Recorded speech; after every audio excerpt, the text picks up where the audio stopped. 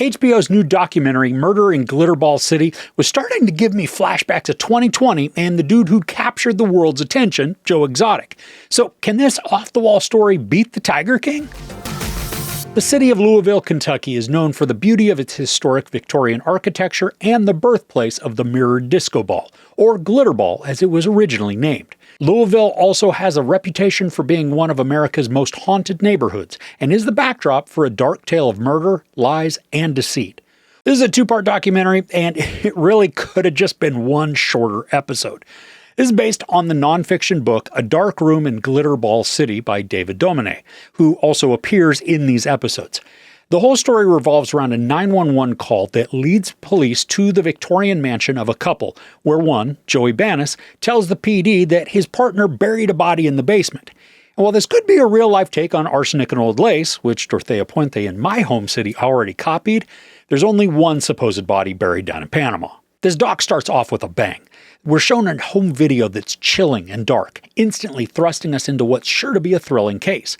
From there, the documentary takes a massive step back and introduces us to the residents who lived near where all this happened, and then interviews with individuals that help shed light on some of the details of the case. What ends up creating a headache and conundrum for the police is that the partner Joey named, Jeffrey Munt, tells the authorities that it's Joey who buried a body. But before we dive into a bit of that, which is just kind of your standard true crime documentary story, the things that make this docuseries unique, or at least memorable, are the residents of Louisville. Did I miss 60B? And the neighborhood in particular, who weigh in on the story. I can't even make this stuff up. First, we got Little John. Seriously. He's a jewelry store owner who is diminutive and very fashion conscious. He's flashy and flamboyant and just loves to play to the camera. And this documentary was probably a highlight of the decade for him because of how he shines and then over-emotes for the entire production. And while his presence is an outstanding addition in this, it's really his wife Missy who stands out the most.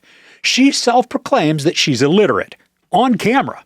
Okay, well, to be truthful, she says that Little John reads to her because reading makes her dizzy. Anyway, we spend an exorbitant amount of time with this couple, showing us how they film and produce TV commercials for their store, which also then leads into an interview with Officer Terry, who only sheds light on Little John's jewelry store. We also get to meet Deborah Stewart, a local real estate agent who is extremely knowledgeable about the homes and history of the neighborhood where the potential murder took place. And what makes her portion memorable, and not really in a positive way, is how she says, gays are predictors of recovery. And all I could hear from her repeatedly saying things like this was Sarah Jessica Parker's character in The Family Stone. And then, perplexingly, the producers kept in a portion of the interview where Deborah, mid-sentence, yells out a greeting to an unseen passing friend, and then continues on with what she's saying. It is quaint, but it's also strange, and it removes some of the seriousness or polish that a true crime story typically employs. There are a lot of other interviews too, some of which have really nothing to do with the case, just like the former two examples. And then others feature discussions with people who knew one or both of the suspects or had a connection to the supposed victim. While the interviews with local residents do add color and perhaps some depth to the environment, their inclusion doesn't really reinforce the storytelling. And even though the segments can be humorously odd, they ultimately just add time. Once the story delves into the investigations, we get interview footage from interrogation rooms along with recollections of investigators and lawyers. And the case is a twisty one because with both people blaming the other, it's difficult to determine who might be telling the truth, which could then also jeopardize any prosecution. And this is where the meat of the story is and what deserves the most intense focus, which we do get eventually. Sometimes the court footage is frustrating because it seems as though no justice will be served at all. And other times it's just kind of aggravating because of how lawyers and witnesses can twist testimony to skew perceptions. I'm not saying that one is necessarily more or less guilty than the other, or if they're even culpable to begin with. But the more we learn about both Joey and Jeffrey, something's just not right with either of them. This is a pretty fast watch, at just a bit over 2 hours, but it could be drastically shortened to cut out all the silly tangents that the episodes focus on.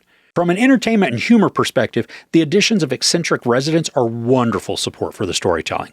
But if you're only looking for a fact-based, clear-cut investigation type of documentary, this is going to waste your time. The interviews, they're all captured beautifully, varying the settings and styles to create some visual interest, and some even employ strange production choices, like subjects just pausing to greet their neighbors or showcasing a song and dance number from a TV commercial. While this may not be the most straightforward of presentations or the most focused on the crime aspect, it does feature enough vibrant people to at least make it memorable. This isn't quite as captivating as Tiger King, but it is still a fun and engaging watch. There's no sex or nudity, ton of profanity, and while no violence is shown, there are graphic descriptions of violent acts. Now, as a reminder, I don't give couch ratings to documentaries, but I do recommend Murder in Glitterball City on HBO. It's a wild ride. I hope you have fun with it. Okay, have you watched any great or memorable documentaries lately? I'd love to get some recommendations in the comments below. If you enjoyed this review, please give it a like. Also, don't forget to share and subscribe. I'm Chris. This is Movies and Munchies. Thanks for couching with me.